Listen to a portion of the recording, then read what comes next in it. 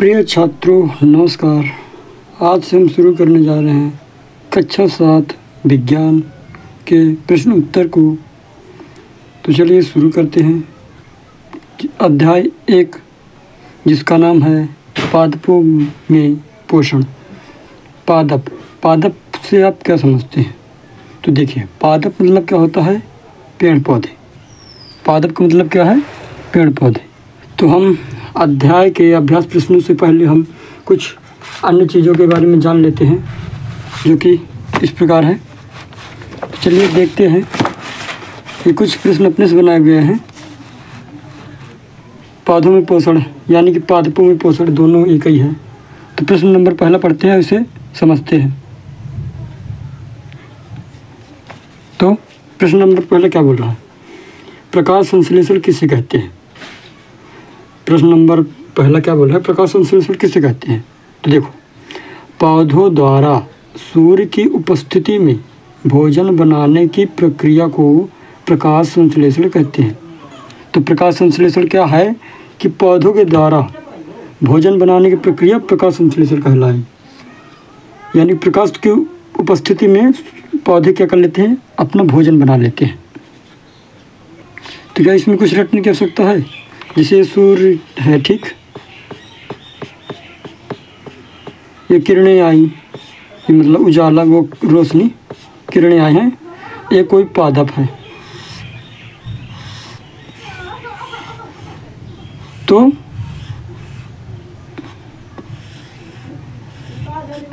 मान के चलो ये कोई पादप है, ठीक है ना?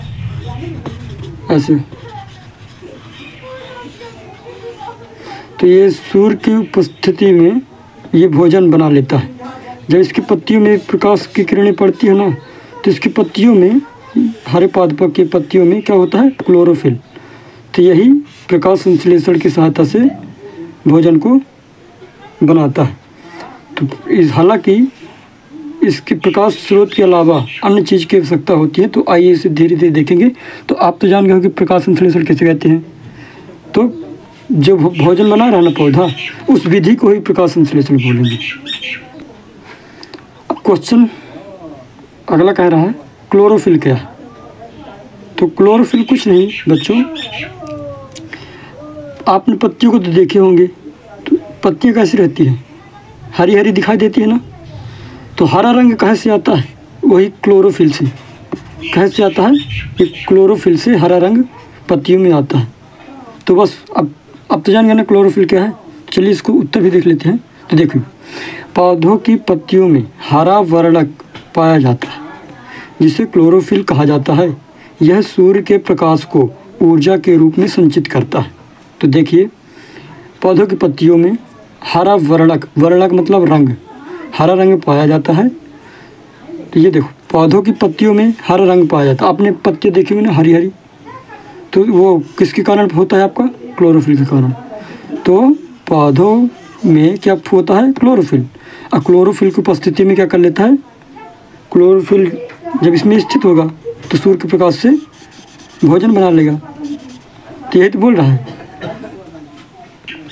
कुछ रटने की आवश्यकता है क्या? कुछ नहीं रटने की आवश्यकता। देखो ना, पौधों की पत्तियों में हरा वर्णक, देखो ये पत्ती आपने देखी हो ना, पत्ती पहले उठाइए, फिर देखिए हरी हरी है, तो अपने से बना सकते हैं आप।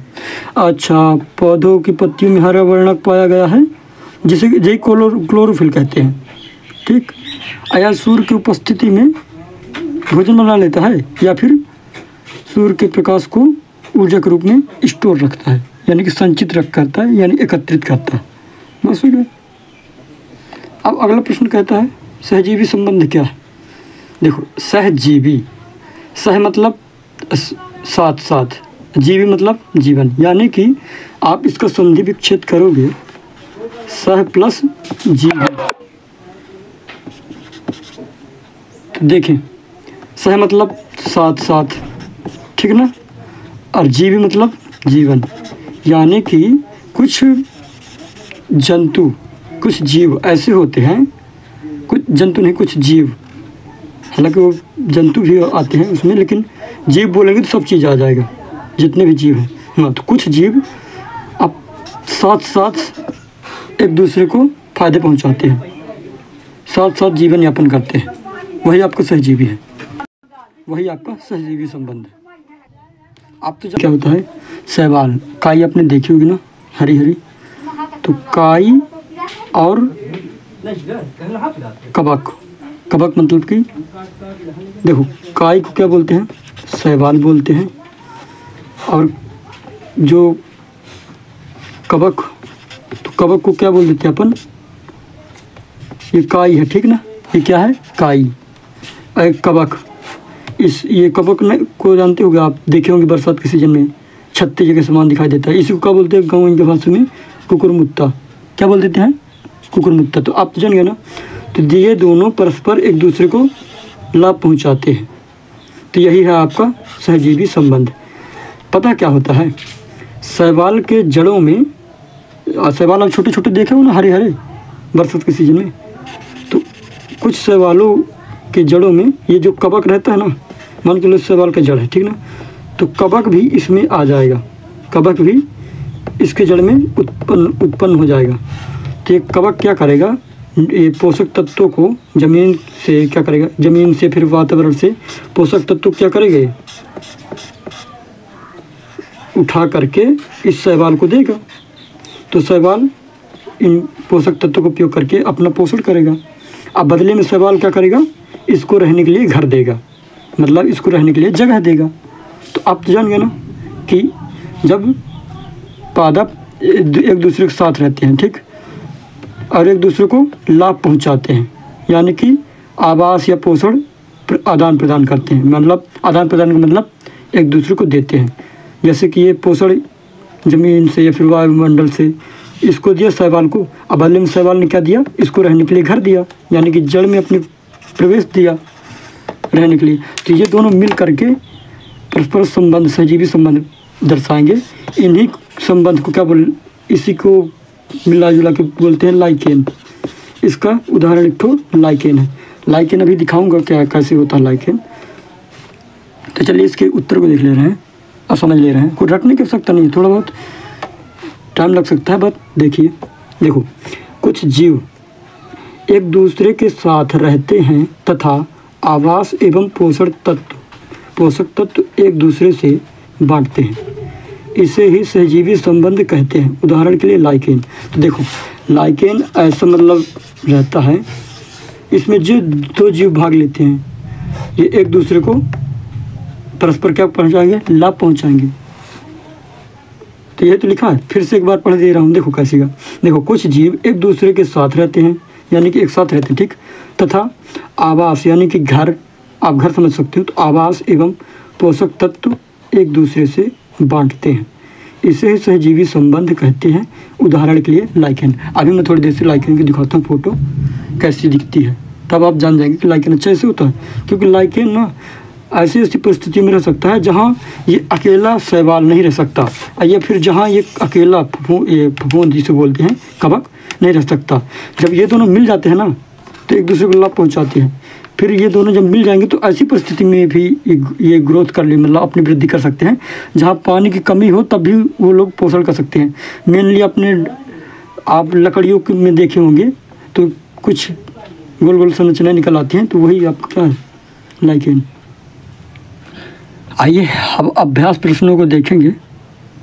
तो देखो अभ्यास प्रश्न का पहला नंबर क्या बोल रहा है, जीवों को खाद्य की आवश्यकता क्यों होती है। देखो खाद्य का मतलब क्या है, भोजन। खाद्य का मतलब क्या बताइए, भोजन। हाँ, तो जीवों को खाद्य की आवश्यकता क्यों होती है, तो आप अपने से अंदाज लगाइए। आप भी तो एक ठे जीव है ना, आप में भी तो जीवन है। तो देखो हम, आप खाद्य मतलब तो समझिए भोजन, तो हमें भोजन की आवश्यकता क्यों होती है।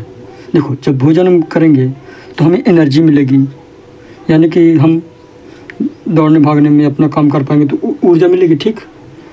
और दूसरा क्या है, हम अपनी वृद्धि के लिए करते हैं ताकि हमारी वृद्धि हो। और क्या हो सकता है बताइए।